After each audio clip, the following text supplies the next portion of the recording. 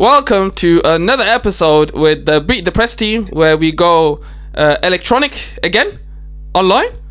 So here, virtual. That's the one. See how old I am, fam? I'm 65, but I'm realistically 25 right now. So yeah, we're gonna go over What the hell are you wearing, blood? Huh? I'm Lenny Yoro today, fam. I'm dressed up as Lenny Yoro. Do you like the dreads? Know who you are? What do you think? Who live on a pineapple under the sea? Abdi Aziz. Jeez. You know who you? What? Who? You're Bob Marley, and you're at Old Trafford, and everything's gonna be alright. It's gonna be alright, cause we're gonna do what? We're gonna believe. We're gonna believe in this team behind us doing the thing. You get me? But yeah, so without further ado, introductions to the panel today. So to my, you know what, left, because I started watching that show still, in a shout out. We've got Big Nabs doing his thing. Where you at, Nabbit? I'm at your baby. Yo, tell him again. Jeez. And to my bottom, we've got Mr. Jadinho. Yo, it's JD. I'm a Milwaukee Bucks fan. Don't know about Man United no more. Yeah, it says otherwise because you're in Man United's commentator box right now. You done that? I didn't do that. I don't know what you're talking about. And last but not least, we got the dead man walking himself. Yo, it's Oh my god! Well gone for that.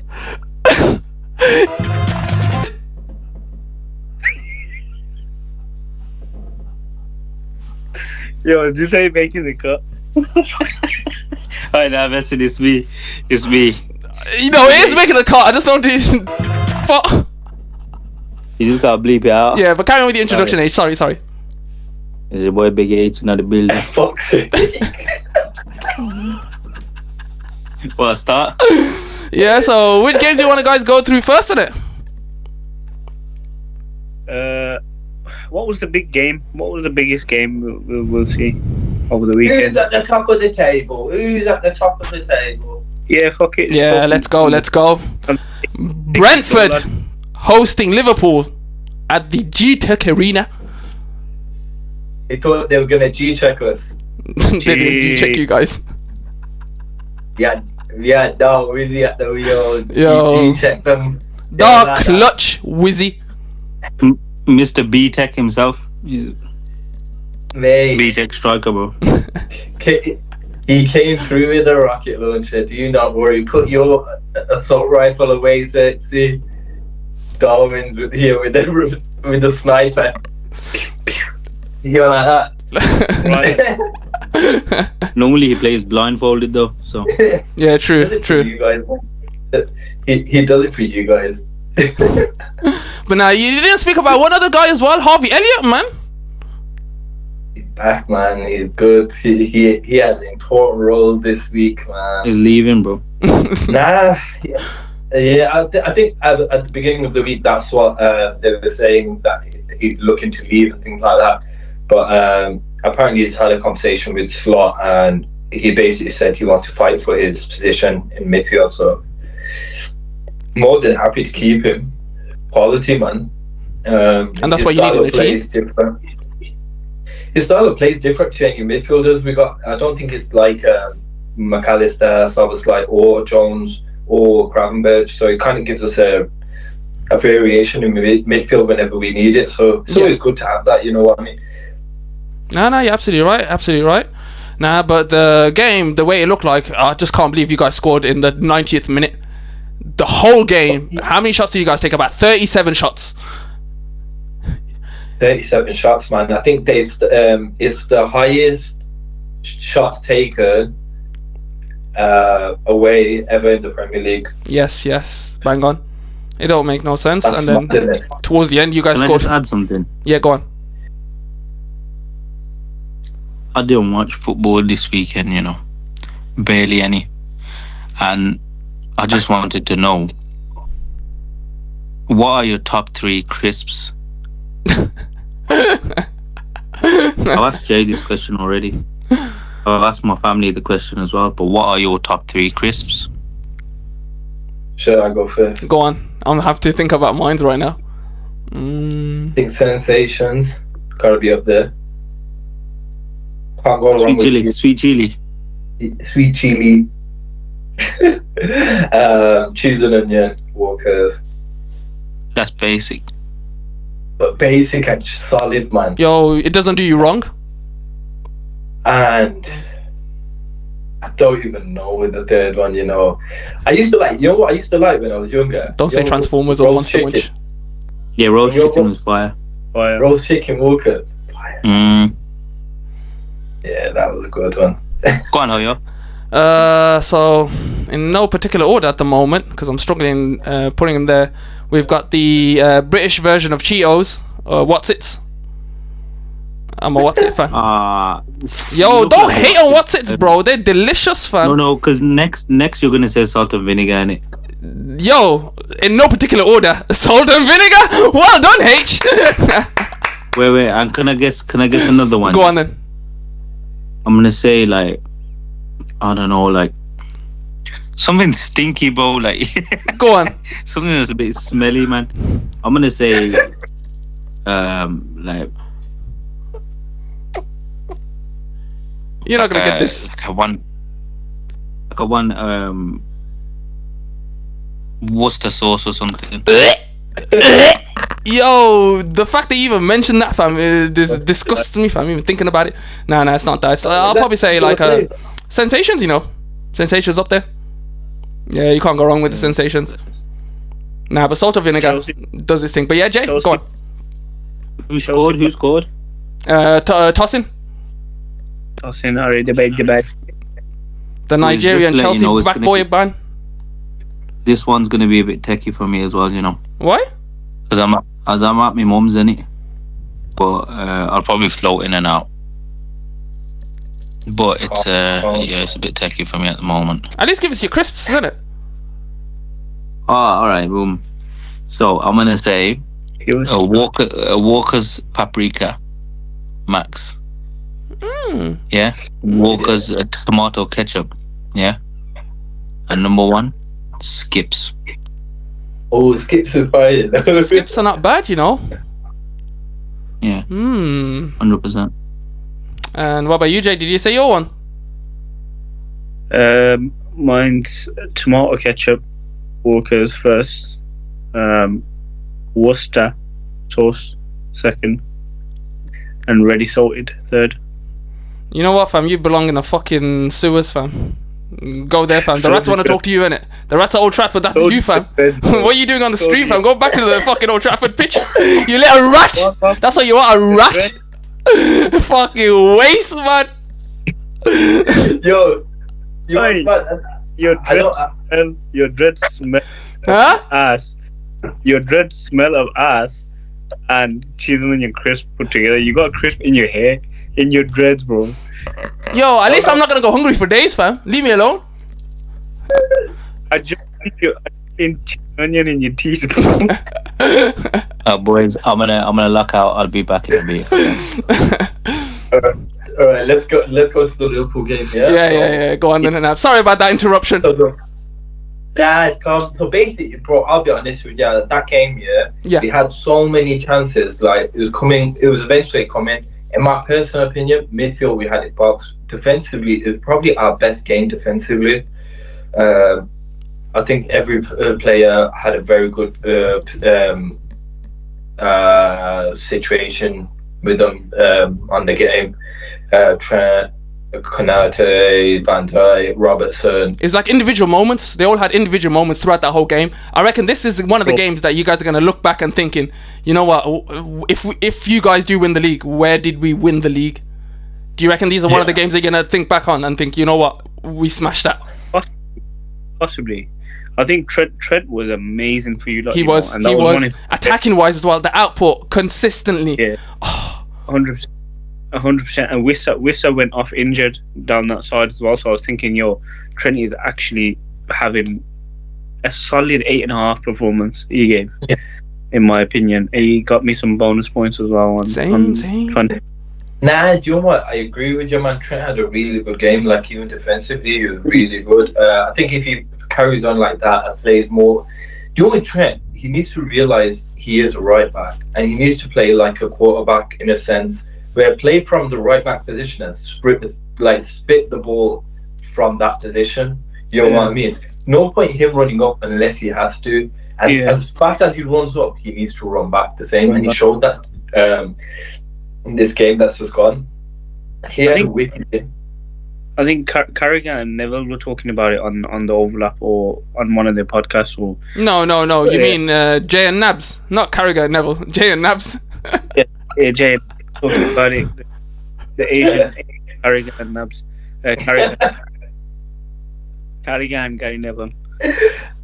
But they were saying that he doesn't have the, back a day you had the defenders that want to defend and want to get stuck in, and they want to put a tackle in. He doesn't seem like that type of player. He seems like he wants to be delicate with the ball. He wants to assist. He wants to get that curl in his passes and so on. He seems like a pretty boy baller. Yeah, I get what you're saying. Like he's that type of. He doesn't want to get stuck in my opinion. And if that side of his game somehow develops, obviously, if you know what I'll see. You know what I need to see him stick his head out for a tackle that he knows he's not going to get, like a Phil Jones, John Terry one. If I see him do that, then I can see glimpses of it happening, him getting that tough nut defending, but I don't see him actually doing that. Listen, I'll be honest with you. You comparing him to Phil Jones. I knew that was coming. I don't want to.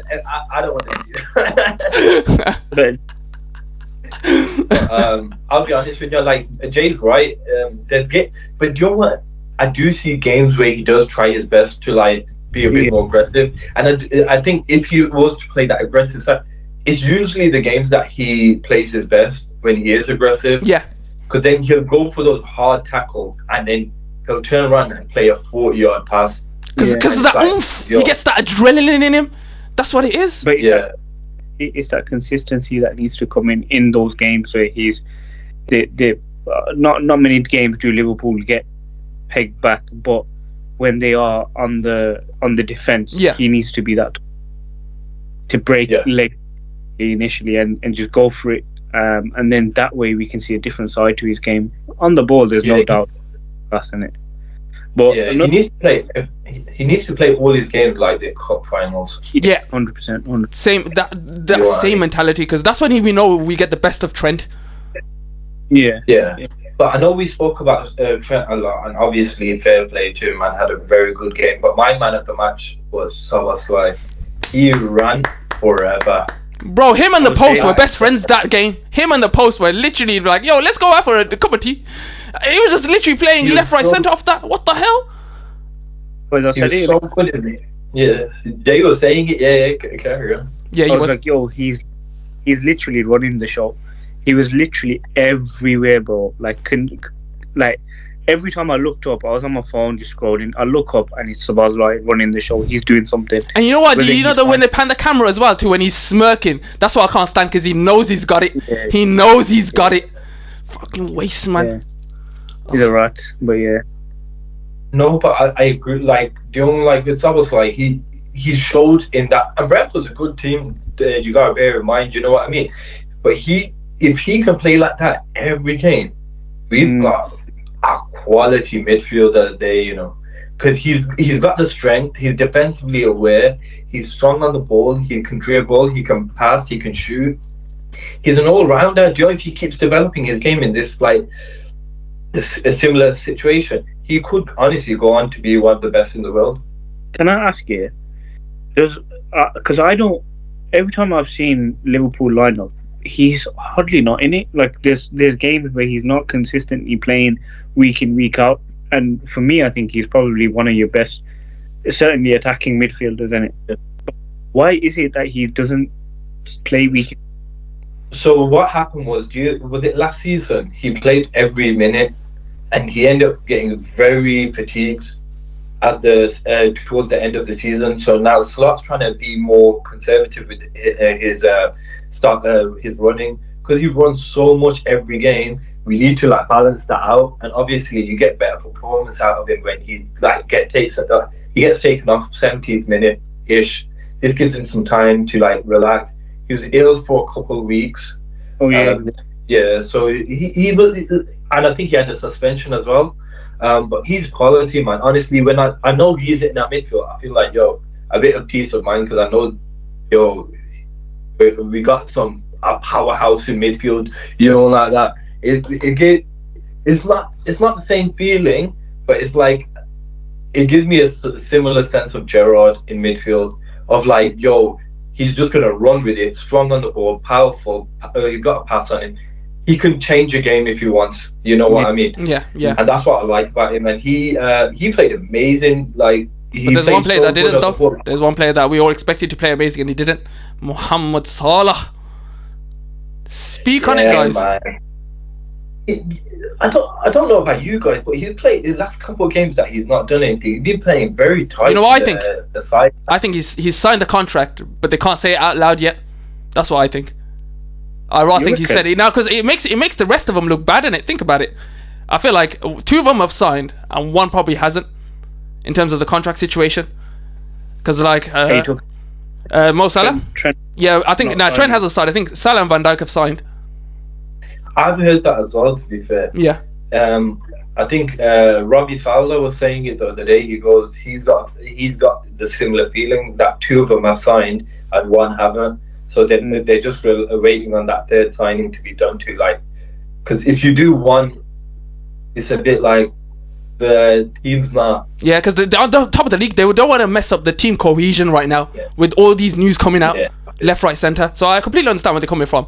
But if that's what it looks like right now, Salah new contract and that, it's not looking good, in it, with the performances. For me, that highlights the job that Arne Slot's doing.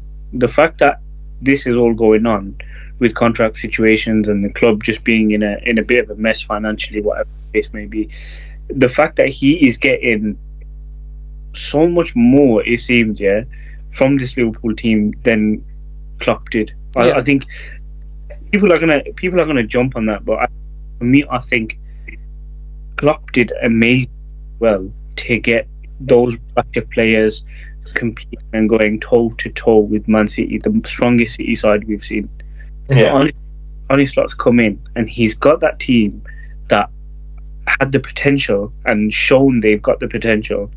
He's tweaked little things here and there on the pitch, but then an amazing job off the pitch with all the contract situation going on and trying not to mess up the team cohesion, as you said. It's a lot of people said it's like when Bill Shankly and Bob Paisley took over. So Bill Shankly obviously started the revolution of Liverpool, made them like a powerhouse in England and Europe.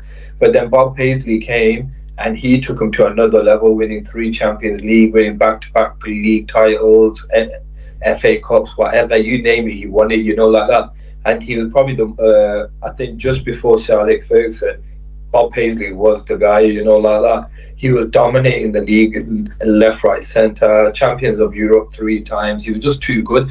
And people are saying this is like the second time it's happening now. Klopp is like Bill Shankly setting it all up, and Bob Paisley coming in to finish the job now. It's the final cracks there. You need the sprinkles on top of a beautiful cake. And then obviously Darwin came through with 2-2. The 2-2. You know what I credit that to though? High line. You guys, the 4 was literally playing on the box, by the box, just spraying passes left, right, centre, and he come alive. And that when you tell a striker to stay in that 6-yard box, he comes alive. But it was. This is what I liked about Darwin thingy, and this is what I haven't seen enough of him. It was the calmness on the ball. Yes. He was very calm when he took the touch of each goal. It was so calm and collected. If we see him do that every game, he'll be banging in goals every game. But that's the thing. Do we expect that from him though? If he's calm, man, he just needs to know. Like he's got. I think everyone knows he is that level of player. 100%. We know we can do. Everybody knows, even as a United fan, and we know the capabilities of what he can produce in it. It's the fact that like he can't do it week in, week out. That's the thing. Because Diego Jota can. It's just, imagine you put them both together. The world-class striker right there. Literally.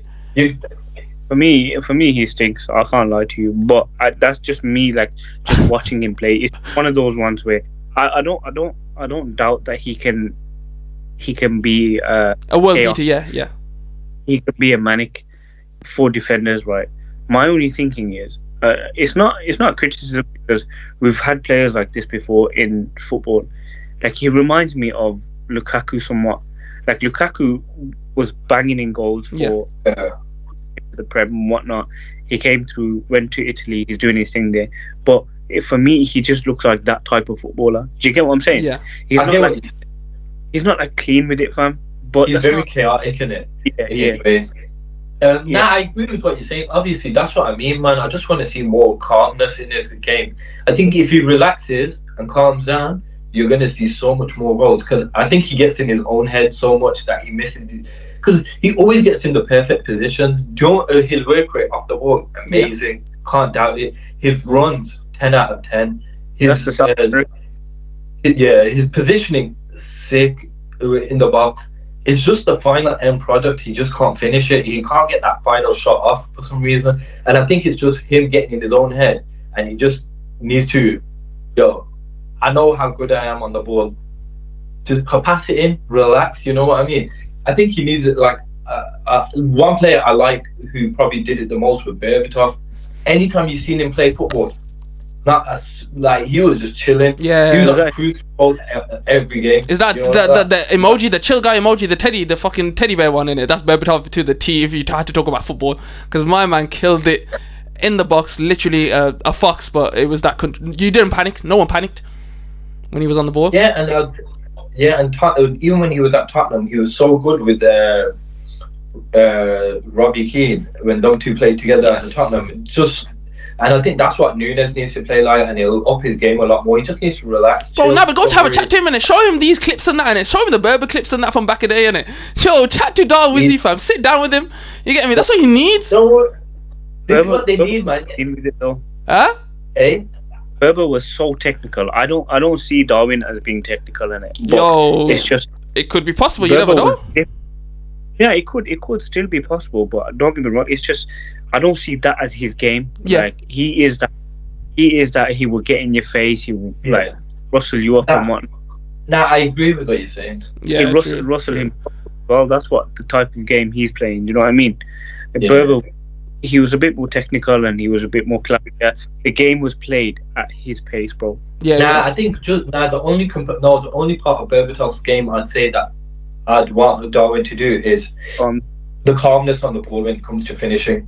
I know as a player they're two different type of players, but he gets in such good positions like how Berbatov used to. He just needs to pass it in, make it look like it's effortless. That's what he did with the first and the second goal against Brentford.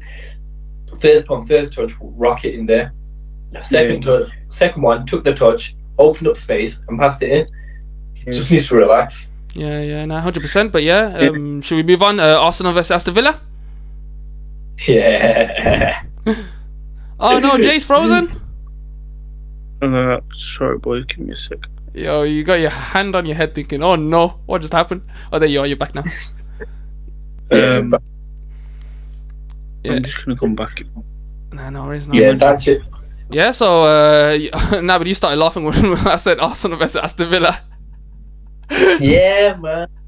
Yeah, baby. But you know what? Was it this Arsenal's own doing, do you reckon? Or did Aston Villa had a hand to it? Don't get me wrong, you gotta give it to Aston Villa, man. They scored 2 goals when they were against the wall, you know what I mean? Obviously scoring 2 against it was at Emirates as well, wasn't it? Yes, it was. So that makes it even worse. You know what I mean? Playing 2-0 down at Emirates, I just don't get what Arsenal were doing, man. They should have killed the game off, but I've seen this every game with them, and it's going back to what Hanif used to say. They've just not got that dog in them to kill the game off. Do you know when it's 2-0 and you're 2-0 up? Decide what you want to do. Yeah, you that's know what I mean? Either finish the game off by defending, and hold back, or go and kill the game. You know what I mean? Score more. But they just look. They look like kids. Because that game was completely changed for me after the 60-minute mark. So it was the fact that as soon as 60-minute hit in it, then they got the first goal for Aston Villa, and then that was it. You could sniff that they were going to come back into it somehow. Because Arsenal looked like their chances, they weren't finishing them. Even towards the end, the 90th minute, when they had them 2 chances, when they hit the post and then Trossard hit it wide, like they're not good. Nabed, you know what? I think your point from back then is gonna land now. They're playing like kids, bro. They haven't aged. You know what? It's been about 4 months since you made that comment. 5 months since you made that comment. What has changed? And this is what I'm like trying to say. Like and I think I don't blame the players too much about it. I think this is Arteta's own doing. I think he should have known that. Look, we're 2-0 up. I gotta make the right call now. I either go in and show, we can batter a big team right now and make a statement against Liverpool, because they would have been 3 points behind us. That's no. A bit more, about 5, I think, 5 or 4. 4 points. 4 points. So it would have been 4 points behind us. But when you look at it like that, don't you like they ain't got that hunger? How does it feel as rivals to yourself? Because they're your closest rivals right now. Shockingly, I'm going to tell you something, and you'll probably be surprised. I'm more scared of Nottingham Forest. That says it all. You know who you should? Who? Man City. I'm always scared of them, man. I'll be honest with you. Ooh. The way Arsenal are playing. Yeah. They're bottling.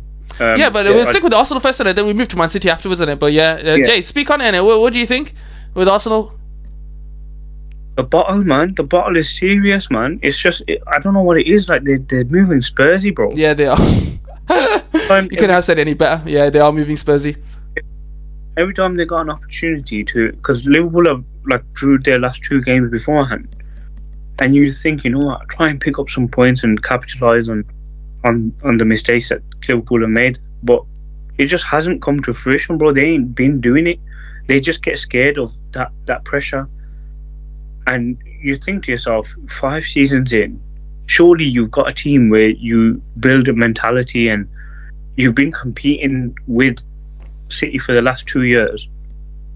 Go and take it now by the scruff of his neck. Yeah. But Jay, I got a question for you. Would you blame the players in this game or the manager?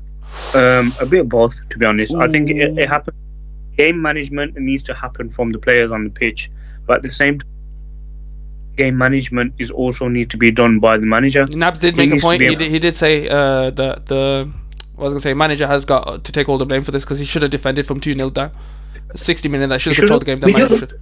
Jay, in my personal opinion, right, they're 2-0 up now at home against a big team. We ain't gonna put Villa down there, but very good team. You know what I mean? Now you're 2-0 up. You either go about 2 ways, where you go, I'm gonna put some defenders on and play scrape this win, 2-0, call it a clean sheet, safe. Or you put another attacker on, a midfielder, to keep the calmness, a striker or an attacker, and batter the game up now and score another and show, we're competing for this title. You know what I mean? But he wanted to do neither. Yeah. No, I agree with you're right. It happened. It's 50-50 in that sense, because also you got to say, as much as the manager didn't make the changes, the players are probably tired and irritated, whatever. But because I'll tell you, Jay, the place that didn't work was Partey at right back did not work. No, he got cooked. At all, not at all, bro. But then you need to make that change. So he's right in saying that. Yeah. But then you look at the bench and you think to yourself, okay, they've got injuries. Who can they put injuries? Saliba got injured this game, didn't he? Right at the start before the game started. Yeah, he was injured now as well. It shows to me now they are just gonna fall down. They're gonna crumble. They're gonna go down the pecking order of the table. Yeah, and now that's what I'm saying. The other team that we're talking about to be wary of. But Arsenal, man, that's it. For me, it's done. It's been done. Before we even move on, Nabed, any good words about Aston Villa, what they've done? You want me to be nice? It's from what you've seen. Nah, you know what? I gotta give it to them, man. Obviously, they took a few points, couple points from our so-called rivals. So I don't mind it. You know what I mean? And Villa played very good. You know what? We're coming back from a 2-0 down. You gotta give props to them, man. Yeah. You know what I mean? And they done it away. And you know what, Emery? I think Emery made the subs on point because Digne came on for Maatsen and he was the one that assisted for the cross. Great point there, Abdi. The fact that one manager knew the situation and the other didn't. Oh, that's what split it apart. You're 100% right. You're 100% right. The difference is, one manager had nothing to lose in the sense that they were already 2-0 down. The other manager had everything to lose in the sense they're 2-0 up, but they're competing for the title. They're competing for. You have to make that decision. If you're seeing him make those changes, you've got to counteract and say, "Yo, this man, I'm gonna bring on whoever." Like even with the injury, I don't know who's on their bench. I'm not gonna lie. I'll have a look for you right now. I'll have a look right now. So on their bench, they currently had the likes of Jorginho, Kaiba, Kakuri, Quirio, Neto, Sterling, Tierney, and Zinchenko. Okay. So not bad. So not terrible players. Nah. A couple of academy players, a couple of well-known players. He should have made some changes. Like I get they're not the best, but they're fresh legs. Okay, and I would have said move Partey out, put him into midfield, and give you back. And then Timber in the right back role where he belongs. Or left back, or even get Zinchenko on, put Timber on the right. Yes. Like, but I think Lewis Skelly's still better than Zinchenko and all them mans right now in Tierney. He's doing a lot better than what we expected coming in as a youngster. This is the other problem. This is what I was trying to say last week. Last episode, I said this. Don't there's a way that you manage young players. Yo, talk about it. Is key. Arteta is the key culprit of this. He knows Saka is a kid. Yeah. Yes. He plays him every single minute of every single day. I heard he was playing FIFA and he brought Saka to his house to play. Okay. I didn't know you were gonna go there, but you know what, fair point. You know what, you're right in that department. But you're right though, Saka, his minutes has not been managed well because they've been killing him. His output, they were draining his finances out from inside, and then to the point where I'm broke now. That's it. My hamstring's gone. I'm out till the end of February. What Arsenal gonna do now? Exactly, and that's minimum because the hamstring, the way he tore it, is a joke. But then another thing that we want to get onto here, just quickly before we wrap this up with the Arsenal, is the fact that they are not signing a fucking attacking player. They are still going for centre mids. They are still going for, I don't know, God knows what. But they need to get an attacking player in. Saka is injured. Gabriel Jesus is injured now. Martinelli is whack. Yeah. The latest on the transfer talk, though, is what I heard from one of my boys is they're talking to Benjamin Sesko.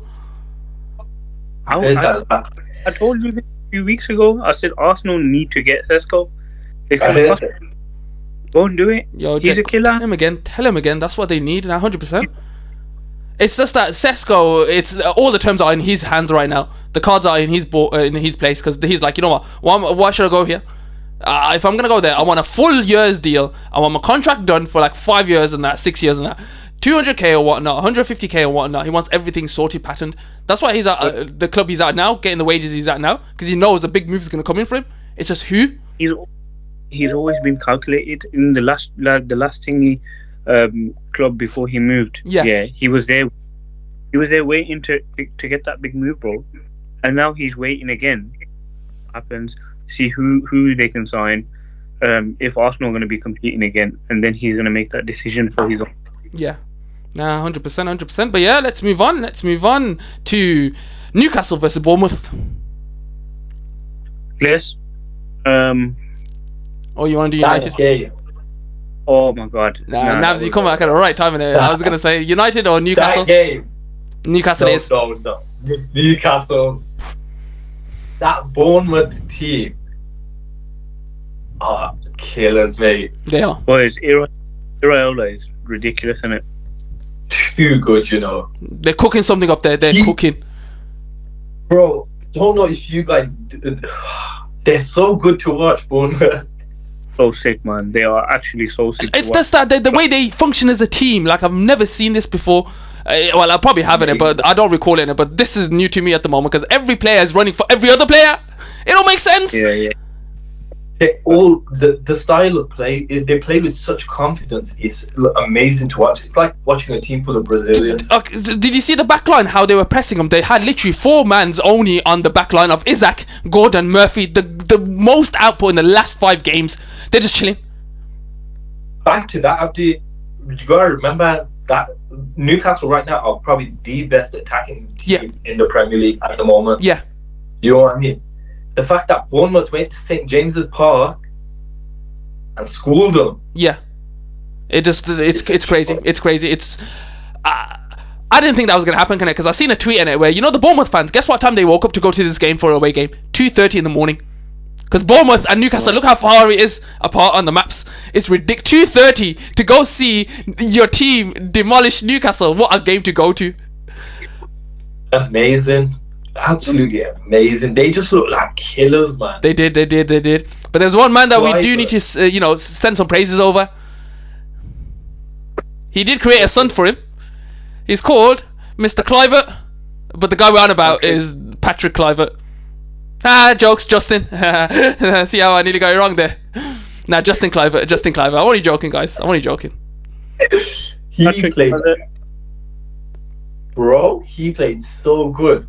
Yeah, he did. I have no words for how he was unselfish for a couple of the goals, because the positions he got into after he passes the ball is like, you know what, if you don't use me, I'm still an output, I'm just there, go wherever you need to. But then he did get the ball and he rocketed it, especially the third one as well, don't get me wrong. That third, during that third goal, the fact that he was in the centre of midfield with all that space here and able to just pick where he wanted to shoot is ridiculous. That, I know we gave praise to Newcastle's midfield last week, but they should have done better, man. No one pressed him. Clivert's a small guy. He is. You know what I mean? He's like 5'7", 5'8". And look at the amount of power he hit behind that shot, man. It was amazing. Honestly, just a beautiful shot. So out of all the teams that are doing really well right now in terms of Bournemouth, the Nottingham Forest, the Fulhams or whatnot, who do you think is capable of finishing in a European position out of them 3? Are they all capable of doing it? Forest, Newcastle, Villa, probably. Yeah. All capable. Fulham, you're not going to put them in there? They're 8th and 9th at the moment. I think they just fall short. You reckon? Jay's right. They'll beat us next week, but I think they are just short. I think Newcastle got the firepower. Bournemouth look very, very good in terms of every part of their play: defense, attack, midfield.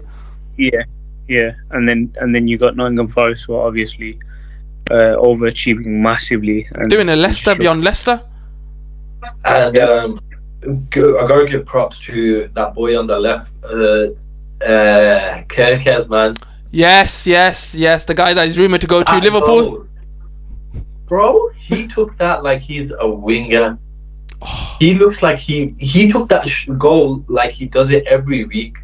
That's how good I reckon he does, in training. At least one of them goes in. It has to go in if he's going to hit them like that. Yeah, 100%. He looked too good, man. Jeez. You're excited, aren't you, Nabs? You're excited. That's why you got a big fat smile on your face. Because you're thinking he's going to come to Liverpool. Let's hope that this is not going to be a Caicedo. Let's hope this is not a Lavia. Let's hope not. It's not one of them mans that say, we like Liverpool, but we won't go to them. Let's hope. You know what the issue is? Yes. You know what the issue is with Liverpool? I've accepted it today, man. We're not signing anyone this winter. We've been linked to every single person. I've not seen a single contract signed, man. So Nabs, you know when you're there, at the Liverpool ground, like you are right now, get the fan cam on, and just ask the fans, why are we not making any signings when you go to the next game? Yo, harass them. We need to get this stuff out. We need to tell FSG somehow. Yeah, man. Do you know what our owners, man? They're just too stingy, man. It's a hard day having these type of owners, and it's like obviously you gotta be obviously where they took us, fair play to. But at the end of the day, with a manager like Klopp that we had on the slot that we have now, if we were to have better owners, like us, like imagine you had our owners. If we had your owners. Wow.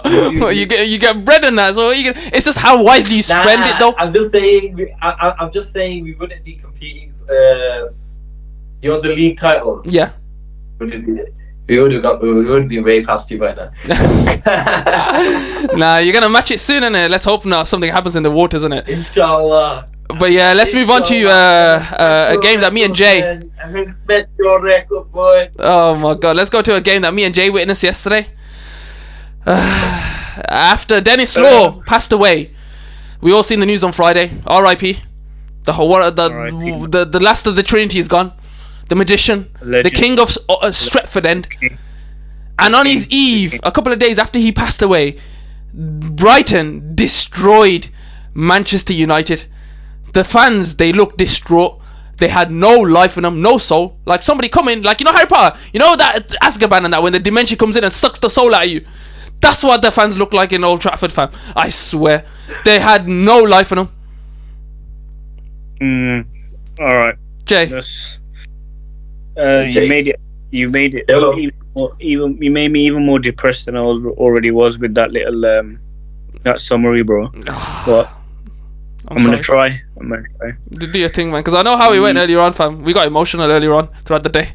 Yeah, man. Oh my god, we were talking back a day and how shit's changed. But the truth is, boy, it's gonna get a lot worse. Then it gets better, bro.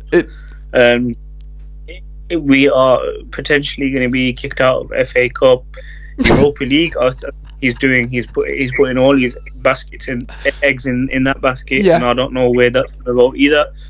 Europa League, even then, it's not a guarantee. Nothing is a guarantee right now, and we are going to have the worst finish we've had since Abdi mentioned in the 1970s. Yes, 1976, I think, when we got relegated, or 78.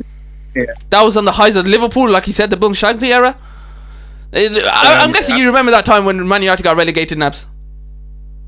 Yeah, I was there. You are alive, fam. How old are you, fam? 65?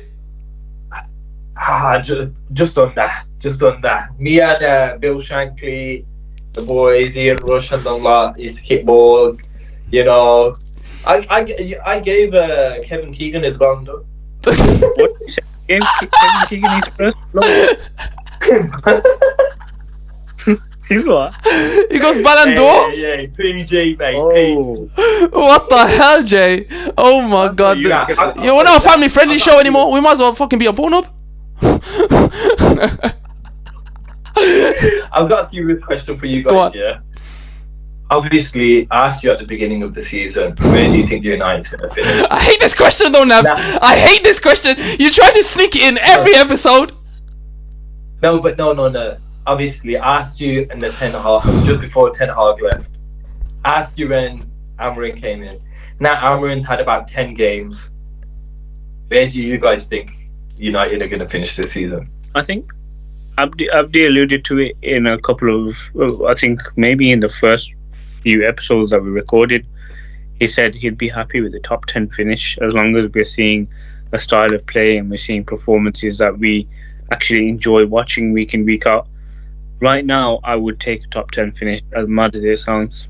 And I think I'm hoping we can get in that top 10 finish, bro. I want to be able to hopefully out on Europe. I think give us a break.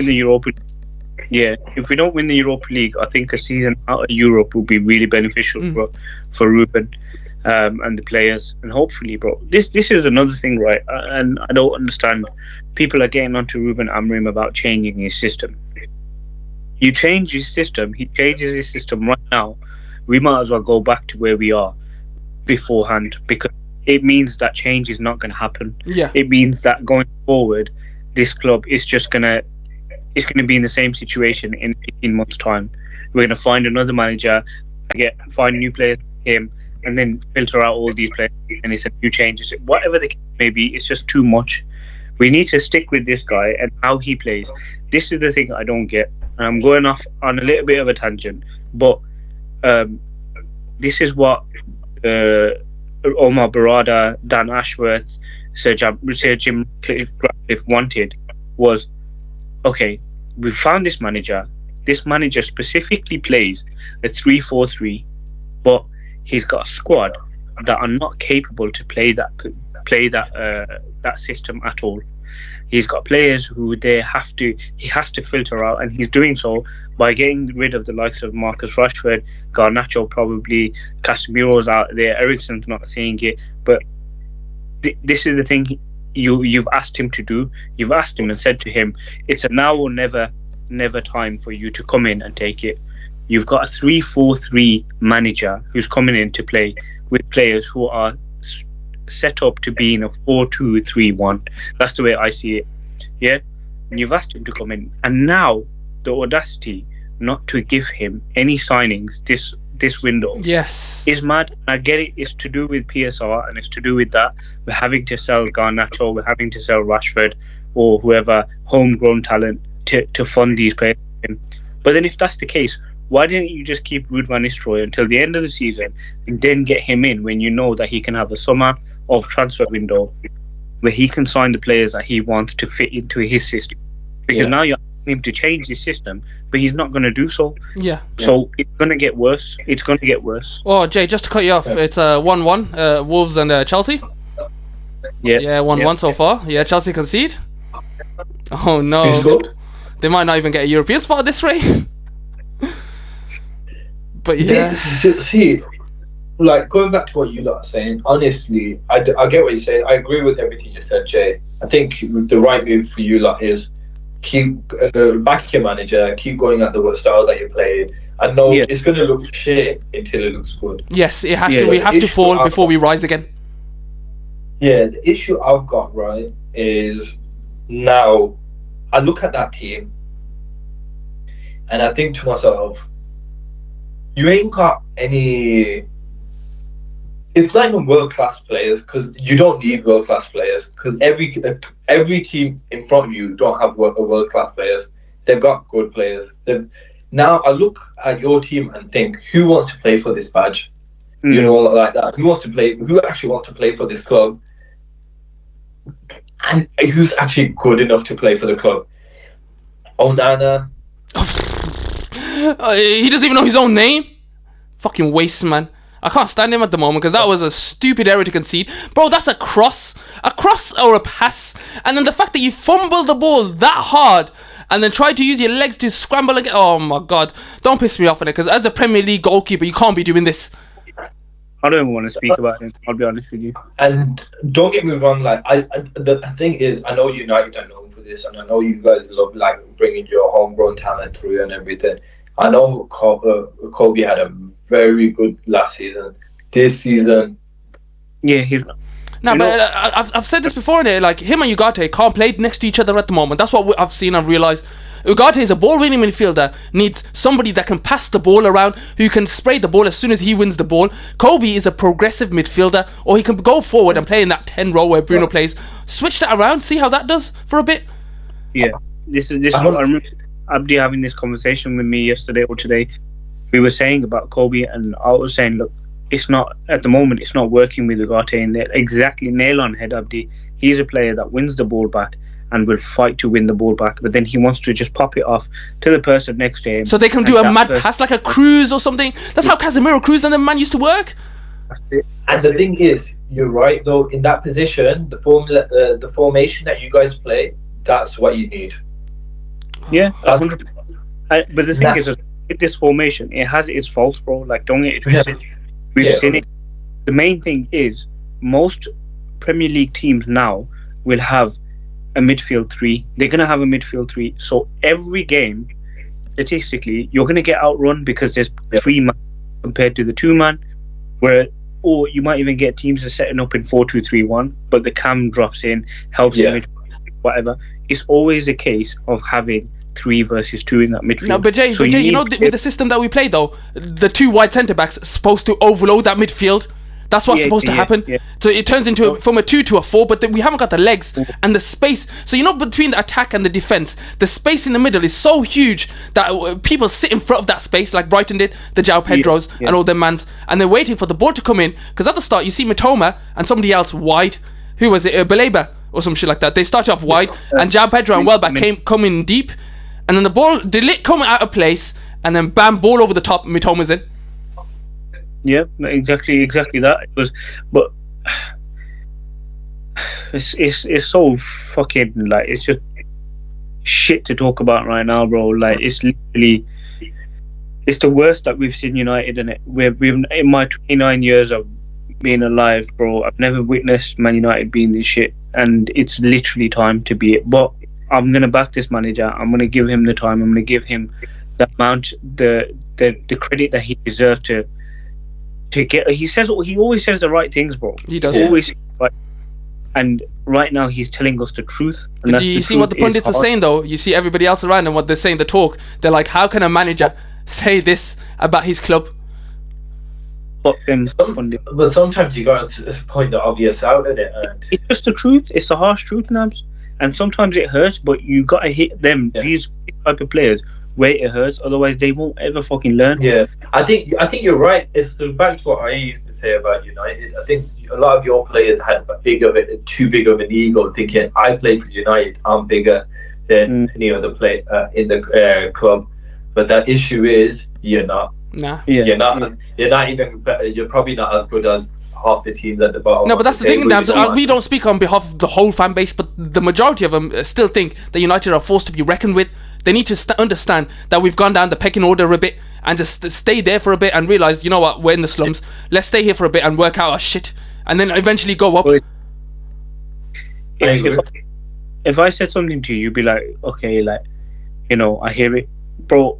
From when Jose took over, yeah, I said to my family members, I said to my uncles, my brothers and whatnot, I said, yo, listen, man, them need to realise we are not that team no more. We ain't the team to be competing. And that was back when Jose was here. It's 2017, about 7 years ago. It's 6 years ago. Yeah, we're not that team. We're not that team at the moment, and we won't be for a while because we are a cup team. We are a moments team. We rely on individual brilliance, yeah, to get us out of the game every week.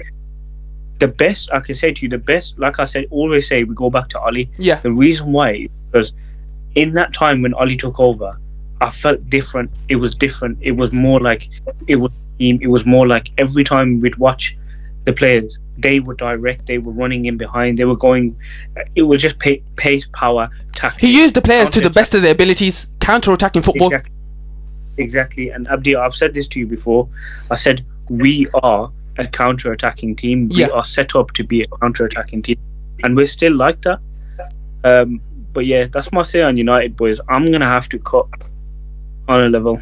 I'm going to have to cut, so I'm going to have to leave this one short. No worries, man. No worries. We just got a couple of games to go through, to be honest, so it's not going to be too bad. Beat the press. Yeah. But yeah, I want to give props to Brighton. Safe Jay. Take care. Yeah, go on, Naps. Yeah, Brighton amazing, man. They outran you lot, outplayed you lot. Yeah. Showed your flaws in the formation that you play. I think the manager knew what he was going up against with Amarin and kind of knew he ain't got the quality of players to play that formation, and he exploited you lot basically in that sense. He made everyone look amazing. Baleba. Yeah, Baleba was ridiculous. Yeah, I swear to God, he ran the whole show, and I feel like a midfield like him, with energy, is what we can't play against anymore. But the thing is, I think you lot should go for him. Ooh, but that's the thing, innit? With the consensus that we ruin players. Yeah, I think Baleba would be a good. Obviously, you lot was talking about how you lot had a bit of weakness in your formation and your squad.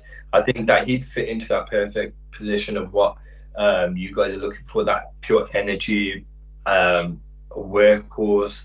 He's like a dog in midfield, can defend, can push the ball, can play a pass.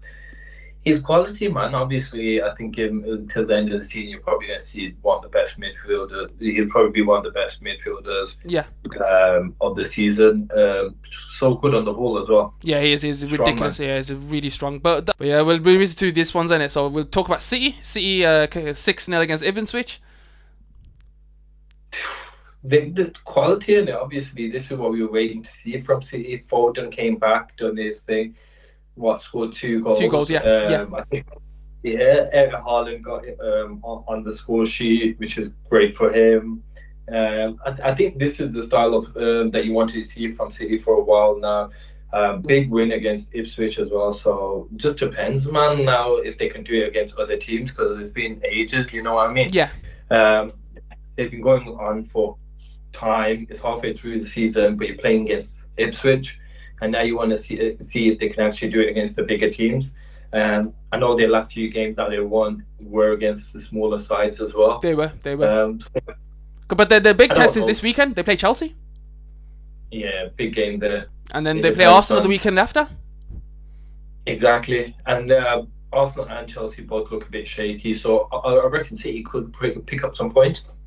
But is it pick up points to completely deter you guys and think, yo, City might actually catch up, or to the point where, you know what? Yeah, potentially. I don't know. It just depends, really. You're kind of looking at how much, what the point difference is. If Liverpool carries on the way that we're playing, obviously, if they fall back now, you know that City. I think they 100%. They need to 100% get 2 wins out of the Chelsea and Arsenal game. They need 6 points, man. And if they get 6 points, then let's see how far closer to you guys they are. Yeah, they probably are going to be a lot closer. Back in it, innit? Yeah, now they would be. Well, I would say they would be back in it. 38 points, you guys are on 50, 12 points ahead, 12 points away, with a game in hand for you guys. Oh, can't hear you, my guy. Can't hear you. Yeah, carry on. Oh shit. I was gonna say, yeah. So 12 points are in between you guys at the moment. Do you reckon that's 4 games in between for them to be able to catch up, and you guys losing them 4 games, and that's it? Is points neck and neck? Yeah, it's always a possibility, man. But yeah, let's see what happens in the rest of the season. That is true. Because there's, we'll do the 2 final ones in it, because they were good games. Everton, Tottenham. Yeah. Everton, Tottenham, man. Everton got 3-2 win. I rate them. Moyes is back at the wheel. Yes. He looks good in it. He looks good in that blue, man. I like him. Yeah, I think they prefer it, man. I think it's good. It's a good move for everyone in that situation. Everton, Moyes, whoever's in there, man. Honestly, it's a good role for both of them. Yeah. It fits them both perfectly. Moyes likes to attack a bit more. If he can bring out Calvert-Lewin back, he can get some good thingy. So it just depends, really. I think obviously if they get a couple of powerhouse in, if they get a Moyes type of player, then they look good. I reckon they could thingy, and obviously they've done it against such a big team like Tottenham as well. So fair play to them, man. No, it makes sense. It makes a lot of sense still, though, at the same time. But now, with Tottenham, the way I see it is Ange is treading on very, very thin waters. Because Levy is getting... yesterday, I think the fans were calling out for Levy's name, not Ange. But something's got to change.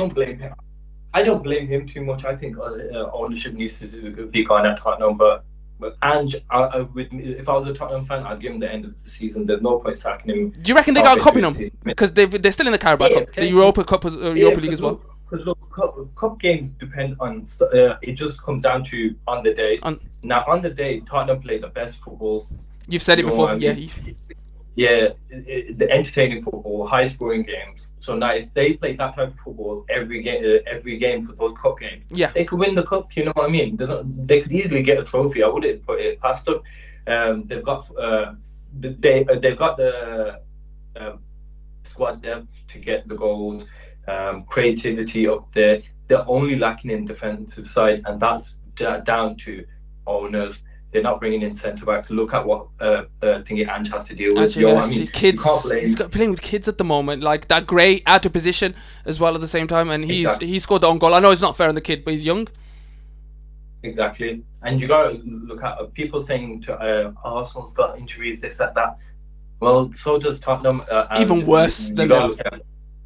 Exactly, their whole spine's gone. So.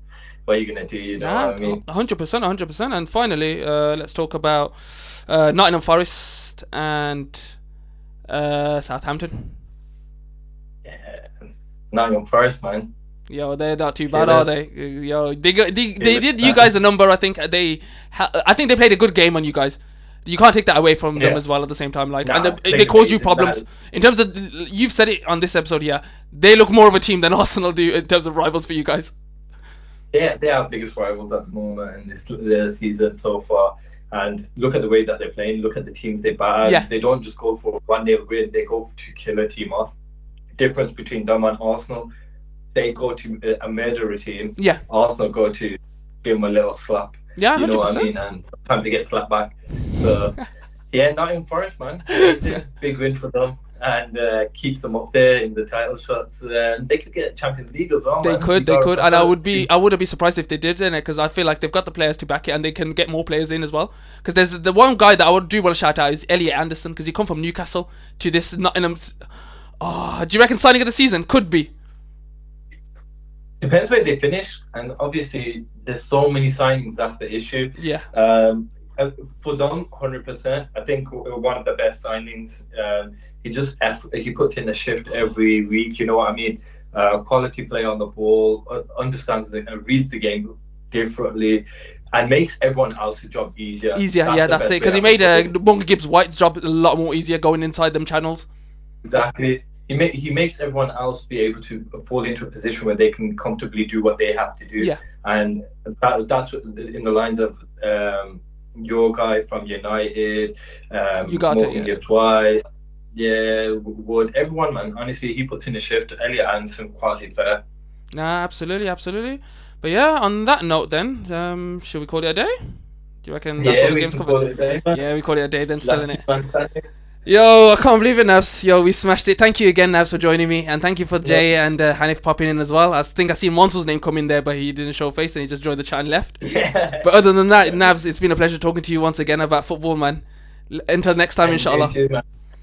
Inshallah. See you guys. Take care. Say.